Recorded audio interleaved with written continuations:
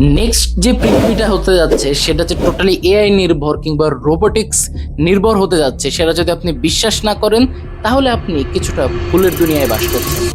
Recently জো হাত্তাবের একটা video দেখতেছিলাম, almost 1 বছর আগের যদিও। তারপরও সেখানে কিন্তু সে চায়নার একটা ফ্যাক্টরি ভিজিট করে, এআই ফ্যাক্টরি, যেখানে দেখানো হচ্ছে রোবটরা কিন্তু অপারেশন করতেছে। ইনফ্যাক্ট রোবটের অরিজিনাল স্কিন লাইক পিপল, মানে মানুষের মতো স্কিন রোবটরা তৈরি করতেছে। এবং একটা ভয়ানক বিষয় কি জানেন, রোবটরা কিন্তু আবার রোবট তৈরি করতে পারতেছে। অর্থাৎ এটা খুবই শকিং। তবে আমার কাছে কোনো কিছু খুব একটা শকিং লাগে না। সব থেকে যেটা শকিং লাগছে সেটা কি জানেন, আমি আজ থেকে হয়তো বেশ কিছু বছর পর নিজেকে আবার নতুনভাবে দেখতে পারবো।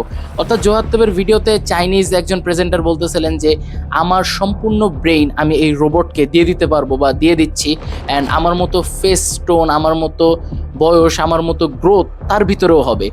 সো আসলে এই জিনিসটা কিন্তু খুবই ভয়ানক যে আমি চাইলে আমাকে আবার রিক্রিয়েট করতে পারবো জাস্ট একটা রোবটের ভিতরে। যদিও আমরা বিশ্বাস করি যে মানুষ একবারই জন্মায়, একবারই মৃত্যুগ্রহণ করে, কিন্তু রোবোটিক্সের যে বিষয়টা এটা কিন্তু আসলেই সত্যি হতে যাচ্ছে।